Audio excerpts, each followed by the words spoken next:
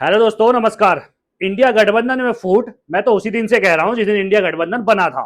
लोकसभा चुनाव 2024 से पहले इंडिया गठबंधन बनता है और उसके बाद चुनाव होने से पहले ही टीएमसी ममता बनर्जी इस गठबंधन से बाहर हो जाती है और अभी हाल में डीएमके ने भी झटका दे दिया है।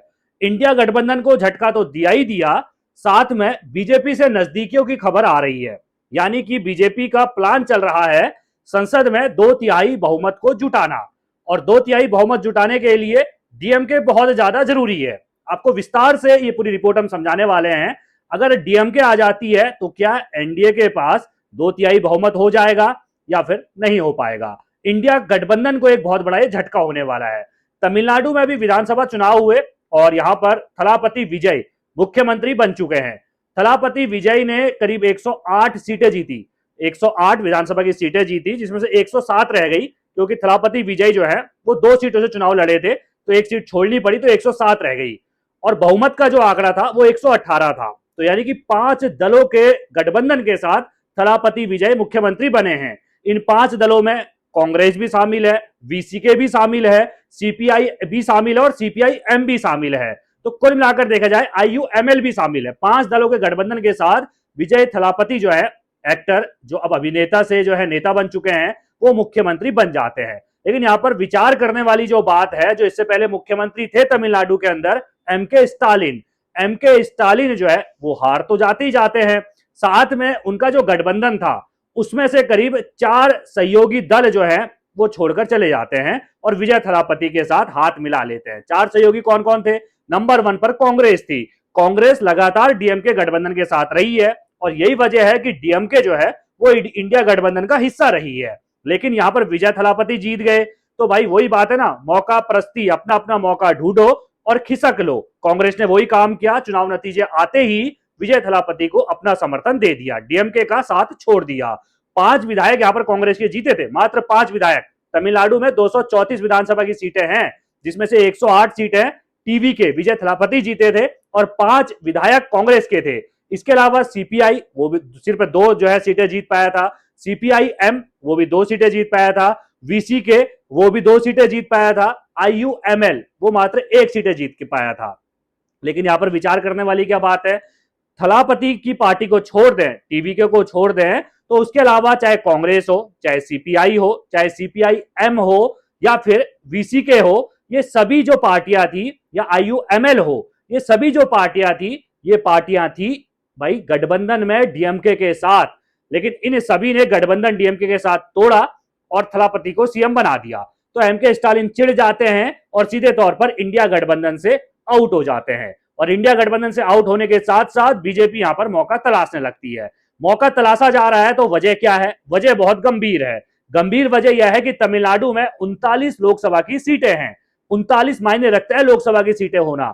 इन 39 लोकसभा की सीटों में से 22 लोकसभा सांसद जो हैं वो डीएमके के हैं। इसके अलावा आप देखिएगा कि 9 जो हैं वो कांग्रेस के हैं। इसके अलावा 2 जो है वीसीके के हैं, 2 सीपीआई के हैं, 2 सीपीआई एम के सांसद हैं। यहाँ पर विधायक तो हैं ही हैं इनके 2-2, लेकिन सांसद भी इनके 2-2 हैं और ये सब अब विजय थलापति के पास जा चुके हैं। तो जो डीएमके के 22 लोकसभा सांसद है, जो बीजेपी है, एनडीए है, उसकी नजर जो है वो एमके स्टालिन यानी कि डीएमके के इन 22 लोकसभा सांसदों पर है कि 2/3 बहुमत हमें जुटाना है।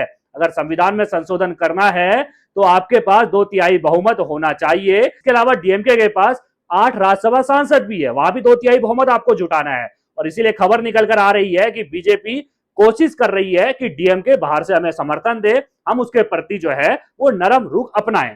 भाई बाहर से समर्थन क्यों दे? क्योंकि हमने अपने ही इस चैनल में आपको एक वीडियो डालकर बताया था, निर्मला जी ने, हमारी जो खास रिपोर्टर है, उन्होंने एक वीडियो बनाया था जिसमें बताया गया था कि उदयनिधि स्टालिन जो है वो सनातन के खिलाफ जहर बो रहे हैं। उदयनिधि स्टालिन जो है वो एमके स्टालिन के बेटे हैं, पूर्व मुख्यमंत्री डीएमके के जो प्रमुख हैं उनके बेटे हैं। तो यानी कि वो सनातन के खिलाफ लगातार जहर बोते रहते हैं। इससे पहले भी उन्होंने क्या कहा था कि डेंगू मलेरिया जो है सनातन से तुलना कर दी थी, और अभी भी कहा था कि खत्म जो है सनातन को कर देना चाहिए। तो बीजेपी ऐसी पार्टी के साथ तो जाएगी नहीं, तो फिर बाहर से समर्थन चाहिए, चाहे वो जैसे बीजेडी कर रही हो या अन्य दल जो बाहर से समर्थन कर रहे हैं। ऐसे ही प्लानिंग चल रही है बीजेपी की, एनडीए की, कि डीएमके जो है वो हमें बाहर से समर्थन करे और 2/3 बहुमत हमारे पास हो जाए। और भाई इंडिया गठबंधन की थोड़ा सा बात यहां पर करना चाहूंगा कि मौका प्रस्त इंडिया गठबंधन है।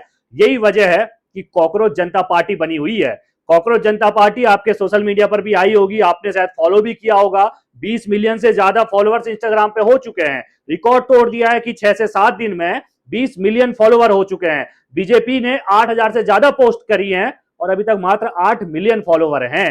ये सब कुछ हुआ हमारे सुप्रीम कोर्ट के जो मेन हैं जज, सीजेआई जिनको हम कहते हैं, चीफ जस्टिस ऑफ इंडिया जिनको हम कहते हैं, सूर्यकांत जी, उन्होंने जो है बेरोजगारों की तुलना कॉकरोच से कर दी और बेरोजगारी भाई दुखती रग में जो है हाथ रख दिया। और बेरोजगारी किस कदर भारत में है वो आप इंस्टाग्राम फॉलोवर कॉकरोच जनता पार्टी से समझ सकते हैं।